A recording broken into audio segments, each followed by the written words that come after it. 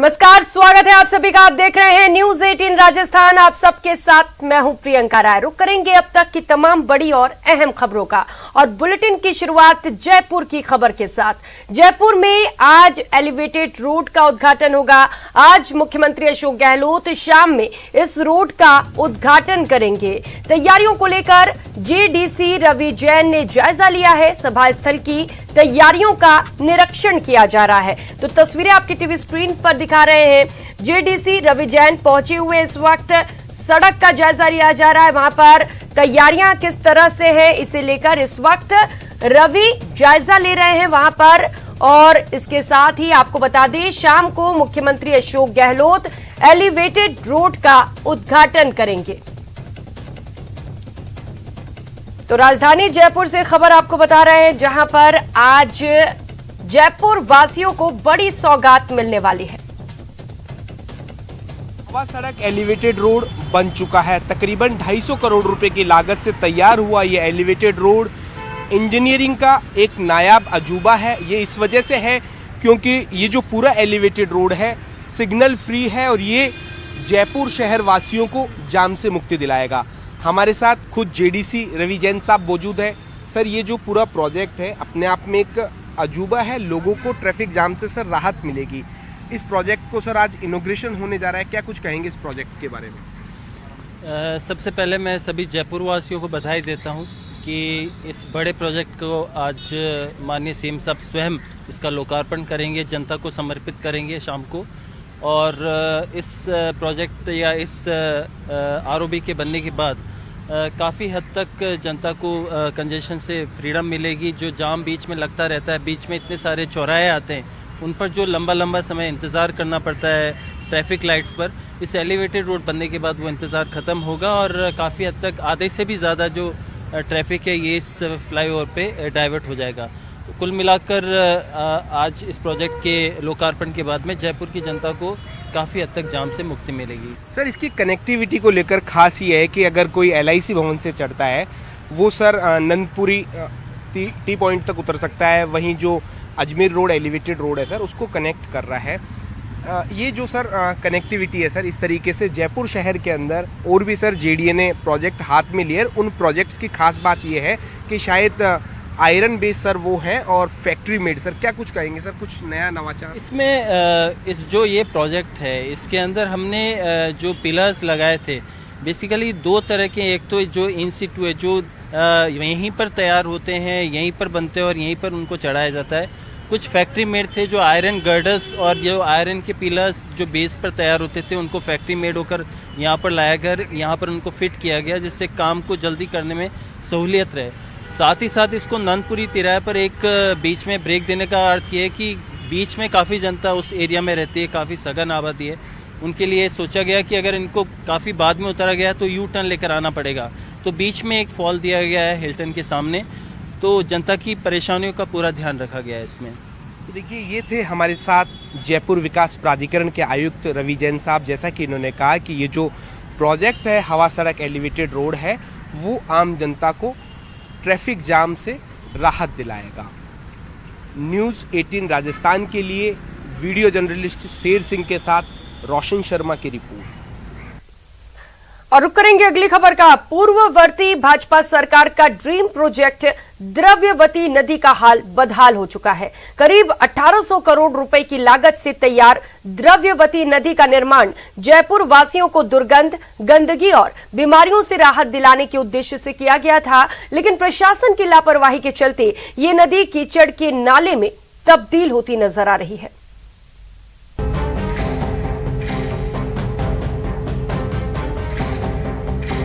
Dream project Dravyavati नदी हुआ करता था, लेकिन ये जो द्रव्यवती नदी प्रोजेक्ट आप देख रहे हैं इसका हाल बदहाल हो चुका है। अब ये द्रव्यवती नदी जयपुर वासियों के लिए किसी मौत से कम नहीं है। आपने जो सुना और देखा वो सच है। द्रव्यवती नदी प्रोजेक्ट आम जनता के लिए बीमारियों का घर बनती जा रही है। परियोजना में पानी की तरह पैसा बहा। 1500 करोड़ रुपए से अधिक खर्च होने के बावजूद भी द्रव्यवती नदी की स्थिति में सुधार होने के बजाय और खराब हो गए हैं। नदी में सीवरेज का ट्रीटेड पानी छोड़ा जाना था, लेकिन करोड़ों रुपए खर्च करने के बाद भी नदी में गंदगी सीधे गिर रही है और जमा हो रही है। सीवरेज लाइन का सीधे पानी आ रहा है, जिसके कारण आसपास के स्थानीय लोगों को अब दिक्कतें होने लगी हैं। जहां से द्रव्यवती नदी होकर निकलती है, वहां मच्छरों से डेंगू, मलेरिया जैसी बीमारियां फैल रही हैं। यहाँ पे अभी तक भी ये था, उम्मीद ये थी कि यहाँ पे साफ पानी होगा, लेकिन अभी तक भी यहाँ पे कचरा, स्मेल एंड ये मिट्टी वगैरह सभी हैं, तो ये जानवर भी आ रहे हैं, प्लस बहुत सारी बीमारियाँ भी यहाँ पे हो रही है, डेंगू, मलेरिया वगैरह। पहले 6-7 महीने पहले एक बार इसमें सफाई की गई थी, उसके बाद इसकी हालत ऐसी है कि आसपास रहना बहुत ख़राब है। आप जैसे देख सकते हैं यहाँ स्थिति कितनी ख़राब है, तो इसको साफ़ किया जाना चाहिए, वरना यहाँ आसपास रहने वाले तो बीमारी इतनी ज़्यादा हो रही है, स्क्रब टाइफस के भी मरीज मिल रहे हैं इसके आसपास। अब इसकी हालत आप देख लो। स्थानीय विधायक और पूर्व महापौर अशोक लाहौटी ने द्रव्यवती नदी की दुर्दशा को लेकर राज्य सरकार को जिम्मेदार ठहराया। विधायक अशोक लाहौटी ने कहा कि द्रव्यवती नदी पर बीजेपी सरकार ने करोड़ों रुपए इसलिए खर्च किए थे कि गंदगी और दुर्गंध की स्थिति ना बने, लेकिन देखरेख के अभाव में नदी लोगों को बीमारियां दे रही है। डेंगू, लंपी जैसी घातक बीमारियां दे रही है। घर घर में लोग बीमार हो रहे हैं। जगह जगह लंपी वायरस के कारण मक्खी मच्छरों से लंपी वायरस फैल रहा है। कांग्रेस सरकार आने के बाद 1 रुपए का काम नहीं हुआ। द्रव्यवती नदी में मात्र 100-150 करोड़ का काम बचा हुआ है। यदि ये काम जल्द से जल्द पूरा हो जाता है तो आम लोगों के लिए बहुत बड़ा पर्यटन स्थल भी बनेगा। इस मक्खी मच्छरों से निजात मिलेगी। द्रव्यवती नदी के सौंदर्य के इनके तटों पर लोग टूरिस्ट आएंगे। द्रव्यवती नदी के आसपास के क्षेत्र में समस्या सबसे ज्यादा देखने को मिल रही है। डेंगू, मलेरिया जैसी मौसमी बीमारियां इस क्षेत्र में ज्यादा फैल रही हैं। द्रव्यवती नदी के कुछ क्षेत्र को हाई रिस्क जोन में हैं, लेकिन इन सब के बावजूद ना तो नगर निगम प्रशासन फोगिंग कर रहा है और ना ही जयपुर विकास प्राधिकरण द्रव्यवती नदी को साफ करवा रहा है। न्यूज़ 18 राजस्थान के लिए रोशन शर्मा की रिपोर्ट। तो वहीं उदित राज के ट्वीट पर भाजपा प्रवक्ता संबित पात्रा ने कहा, कांग्रेस नेता उदित राज द्वारा राष्ट्रपति द्रौपदी मुर्मू के लिए इस्तेमाल किए गए शब्द चिंताजनक और दुर्भाग्यपूर्ण है। ये पहली बार नहीं है जब उन्होंने इस तरह के शब्दों का इस्तेमाल किया है। कांग्रेस के अधीर रंजन चौधरी ने भी ऐसा किया। ये उनकी आदिवासी विरोधी मानसिकता को दर्शाता है। आज उदित राज जी जो कांग्रेस के नेता है, जिस प्रकार के शब्दों का प्रयोग उन्होंने महामहिम राष्ट्रपति आदरणीय द्रौपदी मुर्मू जी के लिए किया है, वो चिंताजनक और दुखद है, अशोभनीय है। और कोई पहली बार कांग्रेस पार्टी ने इस प्रकार के शब्दों का प्रयोग महामहिम राष्ट्रपति जी के लिए किया हो, ऐसा भी नहीं है। इससे पहले अधीर रंजन चौधरी जी ने जिस प्रकार के शब्दों का प्रयोग राष्ट्रपति जी के लिए किया था, वह भी हमने सुना था। कहीं न कहीं एक बात स्पष्ट है, आज देश में एक आदिवासी, एक महिला संघर्ष करके राष्ट्रपति बनी है। आश्चर्य का विषय है, दुखद विषय है, चिंताजनक विषय है कि कांग्रेस पार्टी एक आदिवासी, एक महिला और जिन्होंने संघर्ष करके देश के सर्वोच्च पद तक पहुंचा है, उनके खिलाफ इस प्रकार के शब्दों का प्रयोग बार बार कर रही है। ये कहीं न कहीं कांग्रेस पार्टी की मानसिकता को दर्शाता है। और अगली खबर का रुख करेंगे। टोंक जिले में लंपी रोग की रोकथाम को लेकर प्रशासन और पशुपालन विभाग अलर्ट मोड पर है। पशुपालन विभाग ने गायों को लंपी रोग से बचाने के लिए 1 लाख वैक्सीन लगाने का लक्ष्य रखा है और इसकी शुरुआती दिनों में 24,077 गौवंश को वैक्सीन लगाई गई है। जिले में अब तक 26,214 मवेशी संक्रमित हुए हैं। 1,978 गौवंश की मौत हुई है। वहीं 19,948 गौवंश रिकवर हुए हैं। जिले भर में करीब 2 माह से गौवंश में लंपी रोग फैला हुआ है। जिले में स्थिति पहले से बहुत बेहतर हो चुकी है लंपी वायरस की। उसके साथ साथ अब टीकाकरण कार्य चालू कर दिया गया है। 3 दिन से लगातार 3,000 प्लस हम टीका लगाने का हमारा लक्ष्य है और 20 दिन के अंदर लगभग हम पूरे 9,999 जो हमें टारगेट दिए गए लगभग 1 लाख के, उसको पूर्ण कर लिया जाएगा। हमारी सारी टीमें जो लंपी वायरस के इलाज में काम कर रही हैं, वो सुबह पहले टीका लगाते हैं, फिर इसके बाद इलाज करने जाते हैं। और अब बात राजसमंद की, जहां जमीन की रजिस्ट्री करवाने के नाम पर धोखाधड़ी कर 5 लाख रुपए हड़पने के आरोपी को गिरफ्तार किया गया। राजनगर थाना पुलिस ने बताया कि कांकरोली निवासी दीपेंद्र सिंह गोरवा को धोखाधड़ी के आरोप में गिरफ्तार किया गया। आरोपी दीपेंद्र ने सामलाती खातेदारी कृषि भूमि का 1/4 हिस्सा राजा सनाढ़े को 6 लाख रुपए में विक्रय किया और 5 लाख रुपए नकद प्राप्त किए। आरोपी ने जमीन बेचने का इकरार कर 5 लाख रुपए प्राप्त कर जमीन की रजिस्ट्री नहीं कराई और परिवादी के रुपए वापस देने से भी इनकार कर दिया, जिस आरोप में उसे गिरफ्तार किया गया।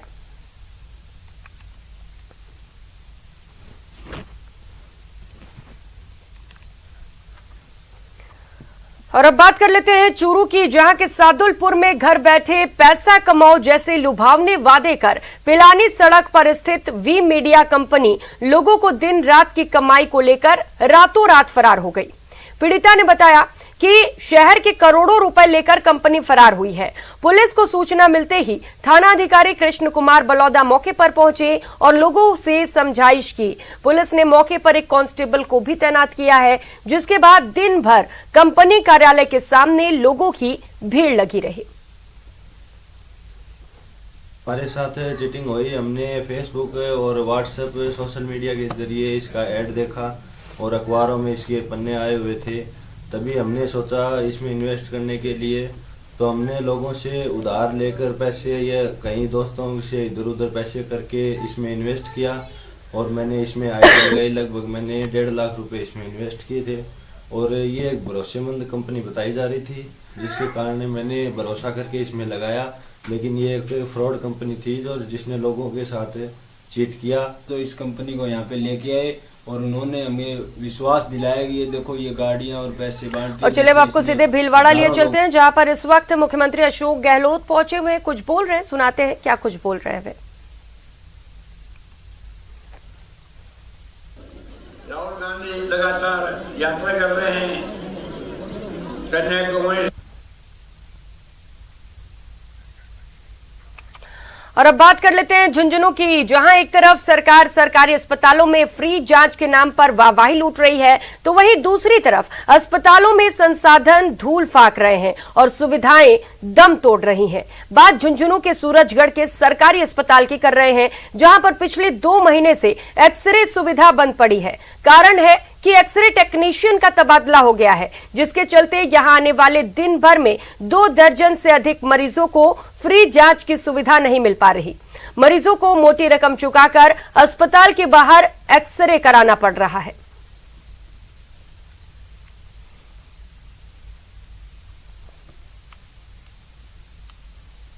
एक्सरे करने वाले कार्मिक का ट्रांसफर होने की वजह से एक्सरे मशीन चल नहीं रही है। अभी ट्रांसफर खुले हुए हैं, तो सप्ताह भर में किसी कार्मिक के आने की संभावना है। अगर कार्मिक नहीं आता तो फिर सुविधा पे कार्मिक लिया जाएगा। हाँ, उच्च अधिकारियों को इससे अवगत करवा दिया गया। सोनोग्राफी मशीन के लिए रेडियोलॉजिस्ट होता है, डॉक्टर अगर रेडियोलॉजिस्ट अवेलेबल होगा तो ही सोनोग्राफी होगी। और चलिए फिर से आपको भीलवाड़ा लिए चलते हैं, जहां पर इस वक्त मुख्यमंत्री अशोक गहलोत कुछ बोल रहे हैं। अभिनव प्रयोग किया शहरों में, नगर पालिकाओं में जो शहरी रोजगार योजना इंदिरा गांधी के नाम से, इंदिरा जी महिला थी, देश के लिए शहीद हो गई, उनका सीधा शादी कर दिया आतंकवादियों ने।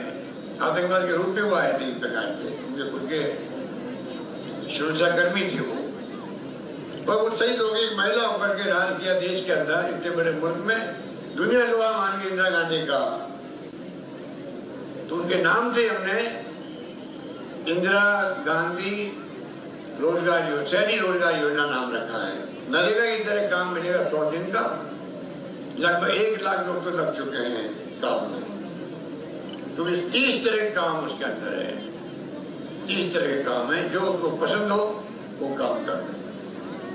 इंदिरा रसोई योजना शुरू करी हमने शहरों के अंदर, अब गांव में भी जाएंगे हम लोग। 8 रुपए में खाना मिल रहा है, मैं खुद जाके खा के आया हूँ। और मैं देखा वहां पर जो लोग खाना खा रहे थे बड़े गुस्से में थे। बेटा देखिए आज हमें आके खाना खाना पड़ता है, क्योंकि तेल भी 1 किलो 200 रुपए का हो गया है। इतनी भयंकर महंगी, क्या खाना बनाए, क्या सामान खरीदे घर के अंदर, या आना पड़ रहा खाना खाने के लिए। आप बताइए, इतना गुस्सा लोगों के अंदर है महंगाई को लेकर, बेरोजगारी साथ पैदा है। इसलिए वो हमने शुरू कर दिए कुछ काम। स्वास्थ्य के लिए बीमा जो है हिंदुस्तान में कहीं नहीं 10 लाख का, आप सबका बीमा हो गया 10 लाख का इलाज का। और कोई अंग का प्रत्यारोपण हो रहा है या किडनी ट्रांसप्लांट हो रही है, लीवर खराब हो गया है, उसका खर्चा 10-15 लाख रुपया आता है। 10 लाख के बीमा के अलावा सरकार ने तय किया है जिस परिवार में ऐसी स्थिति है, लीवर ट्रांसप्लांट करने पड़ सकती है या किडनी ट्रांसप्लांट है या ऑर्गन ट्रांसप्लांट है, बोन मैरो ट्रांसप्लांट है, कुछ भी है, उसका खर्चा सरकार अलग देगी आपको। इस प्रकार की शानदार स्कीम बनाई है।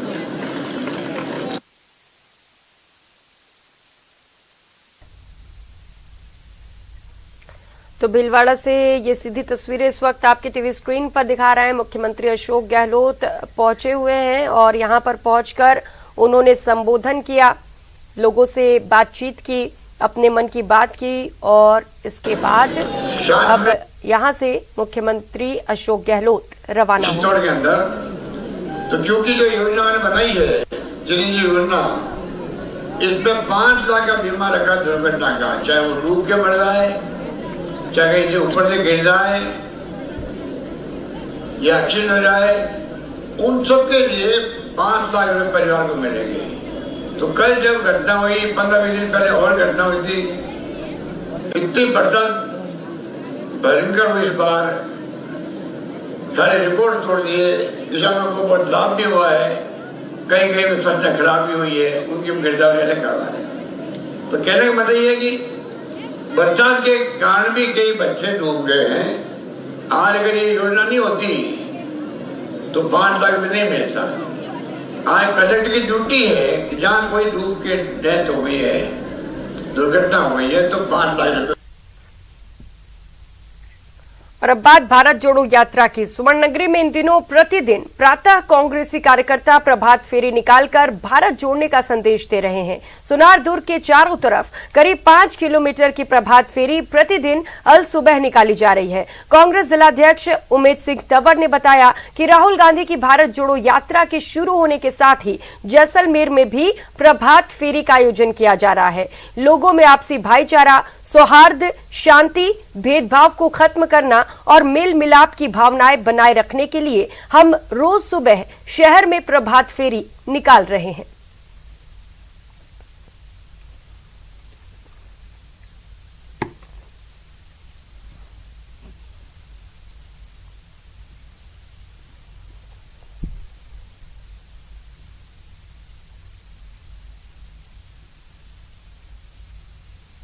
जैसलमेर जिले में भारत जोड़ो यात्रा पिछले 7 सितंबर से लगातार अनवरत चल रही है।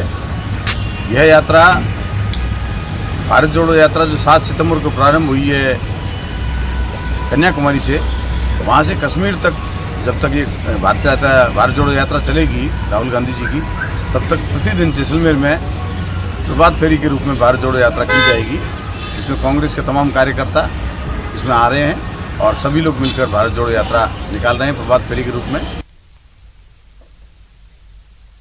और अब बात जालौर की, जहां के सिंधरा बांध का पानी नदी में छोड़ने और गेट बनाने की मांग को लेकर सैकड़ों की संख्या में किसानों ने भीनमाल उपखंड कार्यालय के बाहर विरोध प्रदर्शन किया।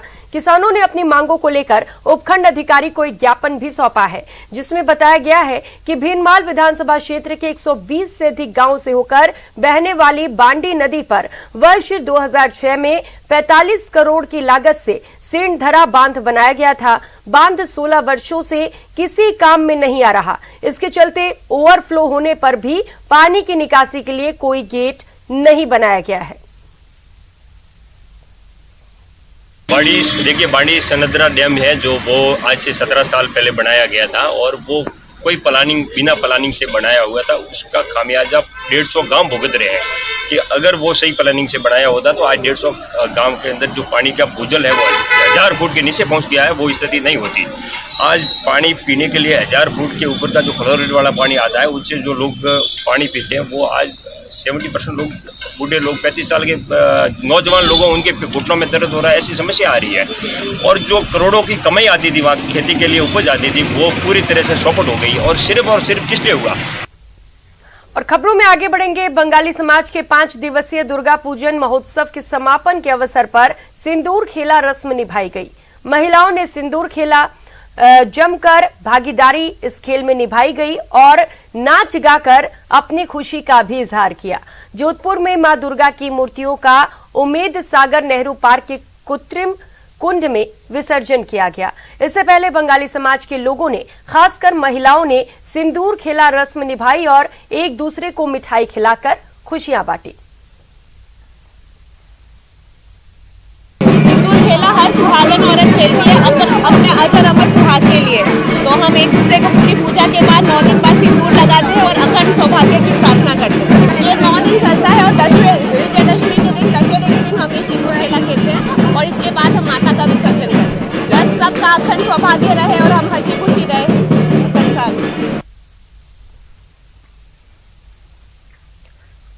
और अब बात कर लेते हैं जोधपुर की, जहां के बीजेएस कॉलोनी और आरटीओ क्षेत्र में बीती रात कुछ लोगों का एक युवक से विवाद हो गया। देखते ही देखते मामले ने तूल पकड़ लिया और 2 गुटों में लड़ाई झगड़ा शुरू हो गया, जिसमें एक गुट के लोगों ने बीजेएस बाजार की दुकानों पर तोड़फोड़ और पथराव किया। घटना की सूचना मिलने पर पुलिस ने गंभीरता दिखाते हुए अतिरिक्त दस्ते को मौके पर तैनात किया। हालांकि पुलिस ने पथराव में किसी के घायल होने से इनकार किया है। स्थिति को शांत करने के लिए पुलिस ने 5 लोगों को भी हिरासत में लिया है।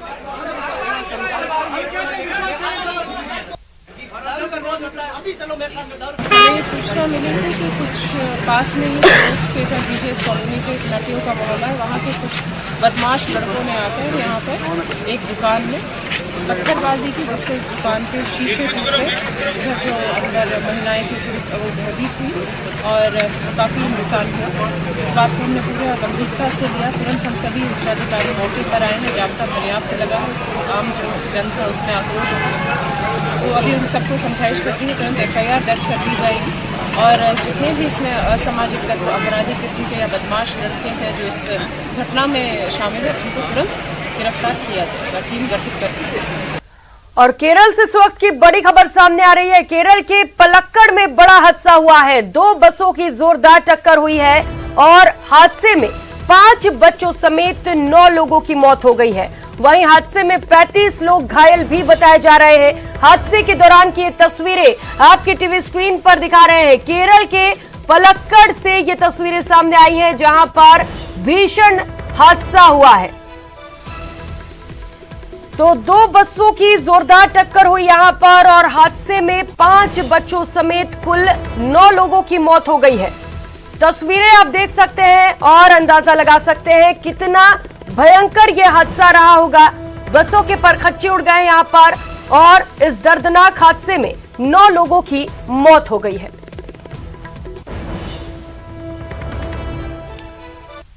और एक और बड़ी खबर आपको बता दें, मैक्सिको सिटी से सामने आ रही है, जहां पर अंधाधुंध गोलीबारी की गई है। फायरिंग में मेयर की मौत हुई है। फायरिंग में 18 अन्य लोगों की भी मौत बताई जा रही है। मेयर के घर पर भी हमला किया गया है।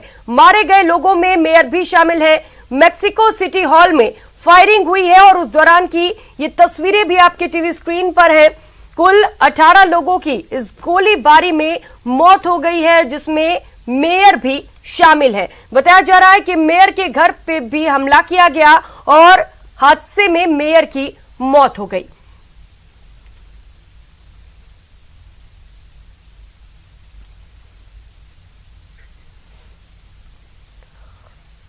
और एक और बड़ी खबर का रुख कर लेते हैं। बंगाल के जलपाईगुड़ी से ये बड़ी खबर है, जहां पर बड़ा हादसा हुआ है। मूर्ति विसर्जन के दौरान यह हादसा हुआ। जलपाईगुड़ी में सैलाब में 8 लोगों की मौत हो गई।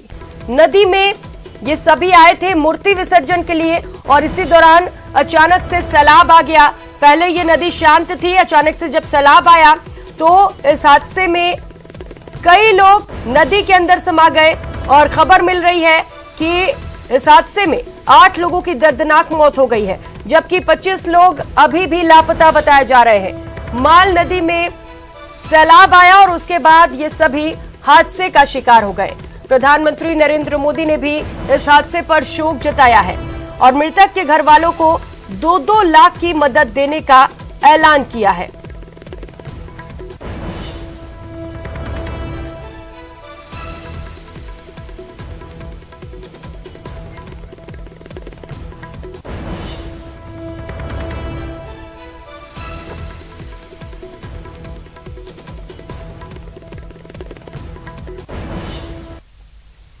और खबरों में आगे बढ़ेंगे। पाली शहर में लगातार चेन स्नेचिंग की वारदातों के बाद पुलिस पर कार्रवाई का दबाव था। बदमाशों को पकड़ने के लिए एक स्पेशल टीम का गठन किया गया और टीम ने बदमाशों को धर दबोचा। बदमाशों की पहचान इमरान पुत्र मोहम्मद इकबाल, अजहरुद्दीन पुत्र मोहम्मद साबिर और अशरफ मोहम्मद पुत्र फकी मोहम्मद के तौर पर हुई है। बदमाशों ने हाल ही में शहर के सुराना मार्केट में पिछले दिनों व्यापारी सुमित सोनी की आंखों में मिर्ची डालकर चेन लूटने की वारदात को अंजाम दिया था। पीड़ित सुमित सोनी की दुकान पर 27 सितंबर को 2 युवक आए, आंखों में मिर्ची डालकर गले में पहने 20 ग्राम वजनी सोने की चेन को लूटकर फरार हो गए थे।